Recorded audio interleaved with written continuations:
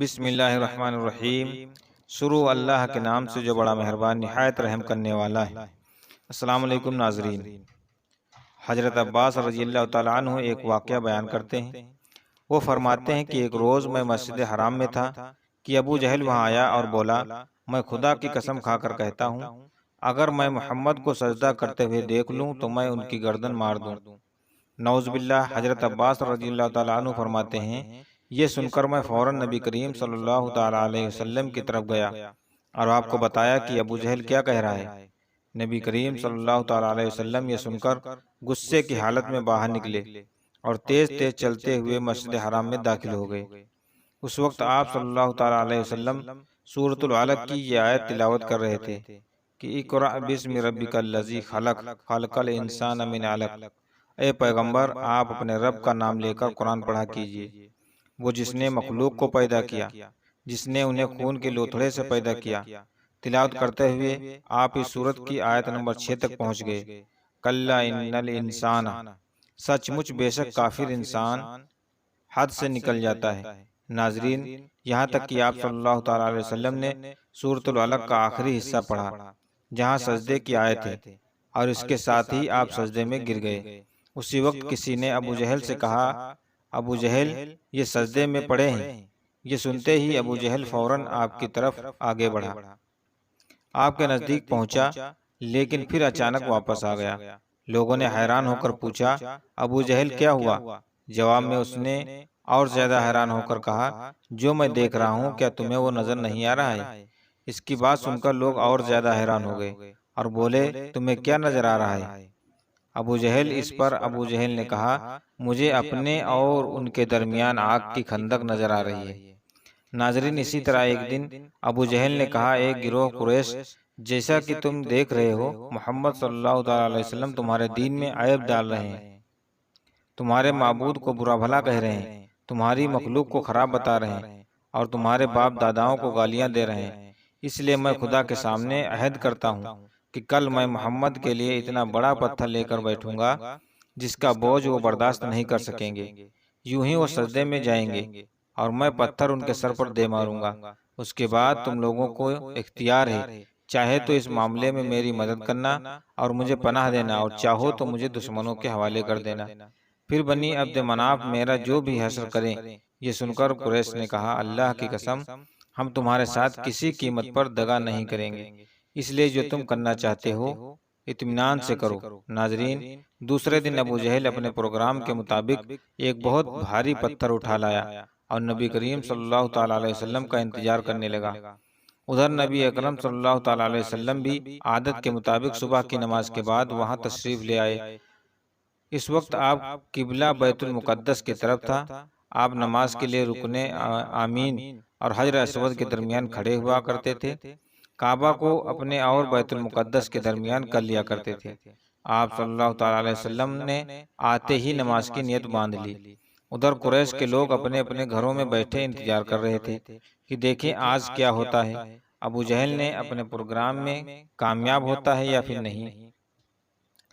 پھر جو ہی آپ صلی اللہ تعالیٰ علیہ وسلم سجدے میں گئے، ابو جہل نے پتھر اٹھایا اور آپ کی طرف بڑھا۔ جیسے ہی وہ آپ کے صلی اللہ تعالیٰ علیہ وسلم کے نزدیک ہوا، ایک دم اس پر لرز طاری ہو گئی، چہرے کا رنگ اڑ گیا، گھبراہٹ کے عالم میں وہاں سے پیچھے ہٹ گیا۔ ادھر پتھر اس کے ہاتھ پر اس طرح جم گئے کہ اس نے چاہا ہاتھ اس پر سے ہٹا لے، لیکن ہٹا نہ سکا۔ قریش کے لوگ فوراً اس کے گرد جمع ہو گئے اور بولے، ابو جہل کیا ہوا؟ اس نے جواب دیا، میں رات کو تم سے جو کہتا تھا اس کو پورا کرنے کے لیے میں محمد کی طرف بڑھا، مگر جیسے ہی ان کے قریب پہنچا، ایک جوان اونٹ میرے راستے میں آ گیا۔ میں نے اس جیسا زبردست اونٹ آج تک نہیں دیکھا۔ وہ ایک دم میری طرف بڑھا جیسے کہ مجھے کھا لے گا۔ جب اس کا ذکر نبی کریم صلی اللہ تعالیٰ علیہ وسلم سے کیا گیا تو آپ صلی اللہ تعالیٰ علیہ وسلم نے ارشاد فرمایا، وہ جبرائیل علیہ السلام تھے، اگر وہ میرے نزدیک آتا تو وہ ضرور اسے پکڑ لیتے۔ ناظرین، ابو جہل بھی حضور اکرم صلی اللہ تعالیٰ علیہ وسلم کی اس راسانی میں آگے آگے رہا تھا۔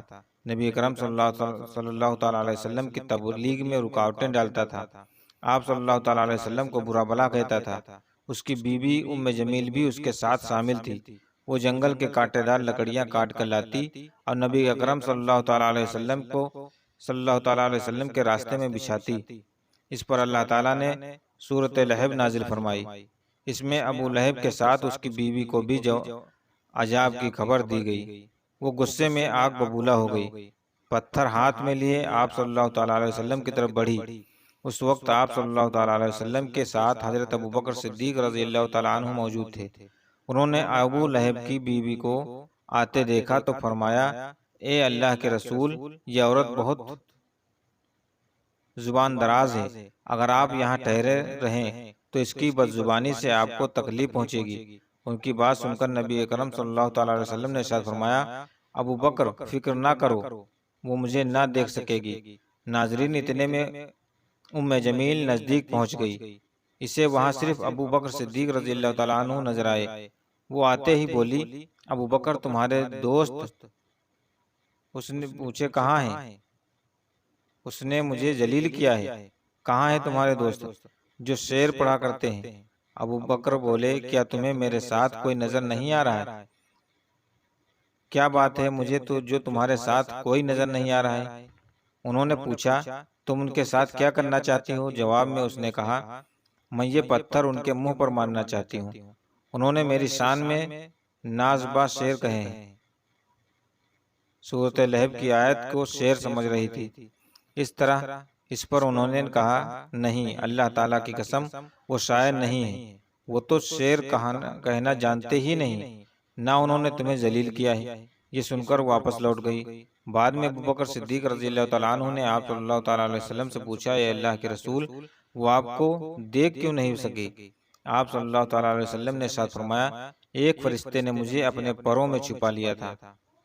ایک روایت کے مطابق آپ نے یہ جواب ارشاد فرمایا تھا، میرے اور اس کے درمیان ایک آڑ پیدا کر دی گئی تھی۔ ناظرین، ابو لہب کے ایک بیٹے کا نام اتبا تھا اور دوسرے کا نام اتیبہ تھا۔ اعلان نبوت سے پہلے نبی اکرم صلی اللہ تعالیٰ علیہ وسلم نے اپنی دو بیٹیوں حضرت رقیہ اور حضرت ام کلثوم رضی اللہ تعالیٰ عنہا کا نکاح ابو جہل کے ان دونوں بیٹوں سے کر دیا تھا۔ وہ صرف نکاح ہوا تھا، ابھی رخصتی نہیں ہوئی تھی۔ اسلام کا آغاز ہوا اور سورۃ لہب نازل ہوئی تو ابو لہب نے غصے میں آ کر اپنے بیٹوں سے کہا، اگر تم محمد کی بیٹیوں کو طلاق نہیں دو گے تو میں تمہارا چہرہ نہیں دیکھوں گا۔ چنانچہ ان دونوں نے انہیں طلاق دے دی۔ اس موقع پر اتیبہ نبی اکرم صلی اللہ تعالیٰ علیہ وسلم کی خدمت میں حاضر ہوا اور اس نے آپ صلی اللہ تعالیٰ علیہ وسلم کی شان میں گستاخی کی۔ آپ صاحبزادے ان حالات میں آپ صلی اللہ تعالیٰ علیہ وسلم نے اس کے حق میں بد دعا فرمائی، اے اللہ، اس پر اپنے کتوں میں سے ایک کتا مسلط فرما دے۔ اتباؤں آیا، اس نے اپنے باپ ابو جہل کو سارا حال سنایا۔ اس کے بعد دونوں باپ بیٹا ایک قافلے کے ساتھ ملک شام کی طرف روانہ ہو گئے۔ راستے میں یہ لوگ ایک جگہ ٹھہرے، وہاں قریب ہی ایک راہب کی عبادت گاہ تھی۔ راہب ان کے پاس آیا، اس نے انہیں بتایا، اس علاقے میں جنگلی درندے رہتے ہیں۔ ابو جہل یہ سن کر خوف زدہ ہو گیا۔ نبی اکرم صلی اللہ تعالیٰ علیہ وسلم کی بد دعا اسے یاد آ گئی۔ اس نے قافلے والوں سے کہا، تم لوگ میری حیثیت سے باخبر ہو اور یہ بھی جانتے ہو کہ میرا تم پر کیا حق ہے؟ انہوں نے یک زبان ہو کر کہا، بے شک ہمیں معلوم ہے آپ ابو جہل ہیں۔ یہ سن کر بولا، تب پھر تم ہماری مدد کرو، میں محمد کی بد دعا کی وجہ سے خوف زدہ ہو گیا ہوں، اس لیے تم لوگ اپنا سامان عبادت گاہ کی طرف رکھ کر اس پر میرے بیٹے کا بستر لگا دو اور اس کے چاروں طرف تم لوگ اپنے بستر لگا لو۔ ناظرین، ان لوگوں نے ایسا ہی کیا۔ یہی نہیں، انہوں نے اپنے چاروں طرف اپنے اونٹوں کو بھی بٹھا دیا۔ اس طرح اتیبہ ان سب کے درمیان میں آ گیا۔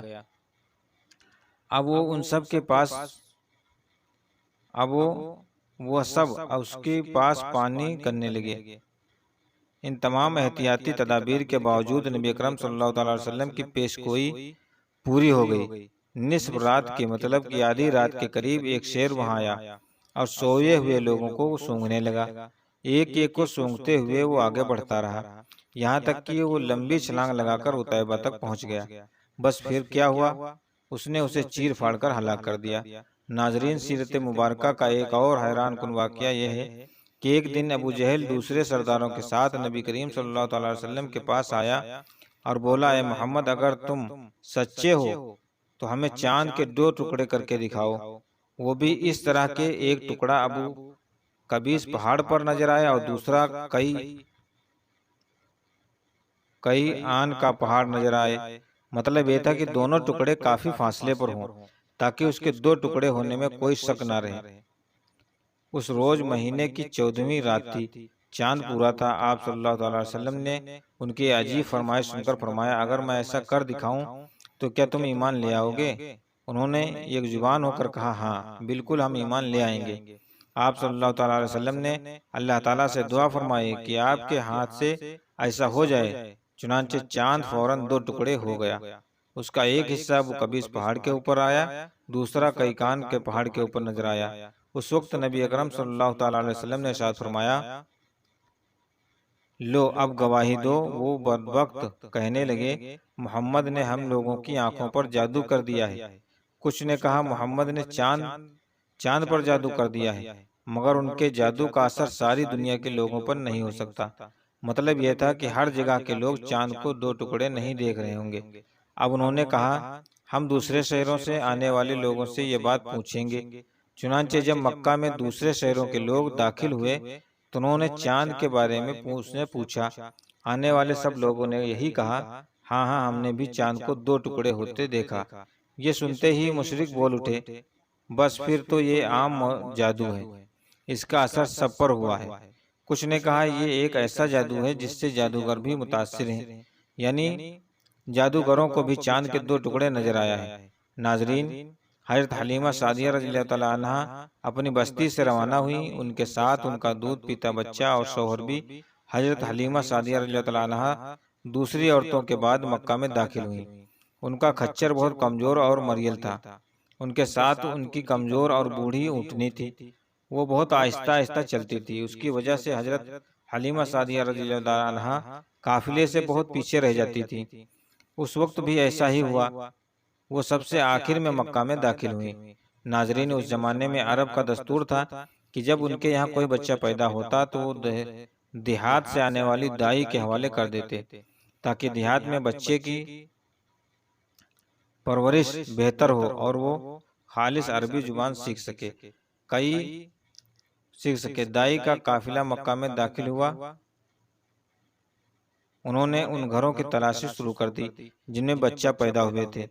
بس اس طرح بہت سی دائیاں جناب عبد المطلب رضی اللہ تعالیٰ عنہ کے گھر مکہ پہنچی تو انہیں معلوم ہوا سب عورتوں کو کوئی نہ کوئی بچہ مل گیا ہے اور اب صرف وہ بغیر بچے کے رہ گئیں اور اب کوئی بچہ باقی بھی نہیں ہے۔ ایک یتیم بچہ ضرور باقی ہے جسے دوسری عورتیں چھوڑ گئی ہیں۔ حلیمہ سعدیہ نے اپنے شوہر عبداللہ بن حارث سے کہا، خدا کی قسم مجھے یہ بات بہت ناگوار گزر رہی ہے کہ میں بچے کے بغیر جاؤں جبکہ دوسری سب عورتوں نے بچے لے لیے ہیں۔ مجھے تانے دیں گی، اس لیے کیوں نہ ہم اسی یتیم بچے کو لے لیں۔ عبداللہ بن حارث بولے، کوئی حرج نہیں، ہو سکتا ہے اللہ اسی بچے کے ذریعے ہمیں خیر اور برکت عطا فرما دے۔ چنانچہ حضرت حلیمہ سعدیہ رضی اللہ تعالیٰ عنہ عبد المطلب کے گھر گئیں۔ جناب عبد المطلب اور حضرت آمینہ نے انہیں خوش آمدید کہا۔ پھر آمینہ انہیں اپنے بچے کے پاس لے آئیں۔ آپ اس وقت ایک اونی چادر میں لپٹے ہوئے تھے، وہ چادر سفید رنگ کی تھی، آپ کے نیچے ایک سبز رنگ کا ریشمی کپڑا پڑا تھا، آپ سیدھے لیٹے ہوئے تھے، آپ کی سانس کی آواز کے ساتھ مشکی سی خوشبو نکل رہی تھی، پھیل رہی تھی۔ حضرت حلیمہ سعدیہ رضی اللہ تعالیٰ عنہ آپ کے حسن و جمال کو دیکھ کر حیرت زدہ ہو گئیں۔ آپ اس وقت سوئے ہوئے تھے، انہوں نے جگانا مناسب نہ سمجھا، لیکن جو ہی انہوں نے پیار سے اپنا ہاتھ آپ کے سینے پر رکھا، آپ مسکرا دیے اور آنکھیں کھول کر ان کی طرف دیکھنے لگے۔ حضرت حلیمہ سعدیہ رضی اللہ تعالیٰ عنہ فرماتی ہیں، میں نے دیکھا آپ کی آنکھوں سے ایک نور نکلا جو آسمان تک پہنچ گیا۔ میں نے آپ کو گود میں اٹھا کر آپ کی دونوں آنکھوں کے درمیانی جگہ پر پیار کیا۔ پھر میں نے اپنی والدہ اور عبد المطلب سے اجازت چاہی بچے کے لیے قافلے میں آئی، میں نے آپ کو دودھ پلانے کے لیے گود میں لٹا لیا تو آپ دائیں طرف سے دودھ پینے لگے۔ پہلے میں نے بائیں طرف سے دودھ پلانا چاہا لیکن آپ نے اس طرف سے دودھ نہ پیا، دائیں طرف سے آپ فوراً دودھ پینے لگ گئے۔ بعد میں آپ کی یہی عادت رہی، آپ صرف دائیں طرف سے دودھ پیتے اور بائیں طرف سے میرا دودھ پیتا بچہ جو تھا وہ پیتا رہا۔ پھر قافلہ روانہ ہوا۔ حلیمہ سعدیہ رضی اللہ تعالیٰ عنہ فرمانے لگی، میں اپنے کھچر پر سوار ہوئی، آپ کو ساتھ لیا۔ اب جو ہمارا کھچر چلا تو اس قدر تیز چلا کہ اس نے پورے قافلے کی سواریوں کو پیچھے چھوڑ دیا۔ پہلے وہ مریل ہونے کی بنا پر سب سے پیچھے رہتا تھا۔ میری خواتین ساتھی حیرت زدہ ہو گئیں۔ حلیمہ سعدیہ رضی اللہ تعالیٰ عنہ فرماتی ہیں، اس شام جب ہماری بکریاں چر کر واپس آئیں تو ان کے تھن دودھ سے بھرے ہوئے تھے، جبکہ اس سے پہلے ایسا نہیں ہوا تھا۔ ان میں سے دودھ بہت کم اور بہت مشکل سے نکلتا تھا۔ ہم نے اس دن اپنی بکریوں کا دودھ دھوا تو ہمارے سارے برتن بھر گئے اور ہم نے جان لیا کہ یہ ساری برکت اس بچے کی وجہ سے ہے۔ آس پاس کی عورتوں میں بھی یہ بات پھیل گئی۔ ان کی بکریاں بدستور بہت کم دودھ دے رہی تھی، غرض ہمارے گھر میں ہر طرف ہر چیز میں برکت نظر آنے لگی۔ دوسرے لوگ تعجب میں رہے۔ ناظرین، جب حضرت زبیر بھی انتقال کر گئے تو آپ صلی اللہ تعالیٰ علیہ وسلم کی نگرانی آپ کے چچا ابو طالب کرنے لگے۔ انہیں بھی نبی اکرم صلی اللہ تعالیٰ علیہ وسلم سے بہت محبت تھی۔ جب انہوں نے آپ صلی اللہ تعالیٰ علیہ وسلم کی برکات دیکھی، معجزے دیکھے تو ان کی محبت میں اور اضافہ ہو گیا۔ یہ مالی اعتبار سے کم کمزور تھے۔ دو وقت سارے گھرانے کو پیٹ بھر کھانا نہیں ملتا تھا، لیکن جب نبی کا اکرم صلی اللہ تعالیٰ علیہ وسلم ان کے ساتھ کھانا کھاتے تو تھوڑا کھانا بھی ان سب کے لیے کافی ہو جاتا، سب کے پیٹ بھر جاتے۔ اس لیے جب دوپہر یا رات کے کھانے کا وقت ہوتا اور سب دسترخوان پر بیٹھتے تو ابو طالب ان سے کہتے، ابھی کھانا شروع نہ کرو، میرا بیٹا آ جائے پھر شروع کرنا۔ پھر صلی اللہ تعالیٰ علیہ وسلم تشریف لاتے اور ان کے ساتھ بیٹھ جاتے، اور آپ صلی اللہ تعالیٰ علیہ وسلم کی برکت اس طرح ظاہر ہوتی کہ سب کے سیر ہونے کے بعد بھی کھانا بچ جاتا۔ اگر دودھ ہوتا تو پہلے نبی اکرم صلی اللہ تعالیٰ علیہ وسلم کو پینے کے لیے دیا جاتا، پھر ابو طالب کے بیٹے پیتے، یہاں تک کہ ایک ہی پیالے سے سب کے سب دودھ پی لیتے، خوب سیر ہو جاتے اور دودھ پھر بھی بچ جاتا۔ نہ ایک بار مکہ میں قحط پڑ گیا، بارش بالکل نہ ہوئی۔ لوگ ایک دوسرے سے کہتے تھے لات اور عج سے بارش کی دعا کرو، کچھ کہتے تھے کہ تیسرے بڑے بت منات پر بھروسہ کرو۔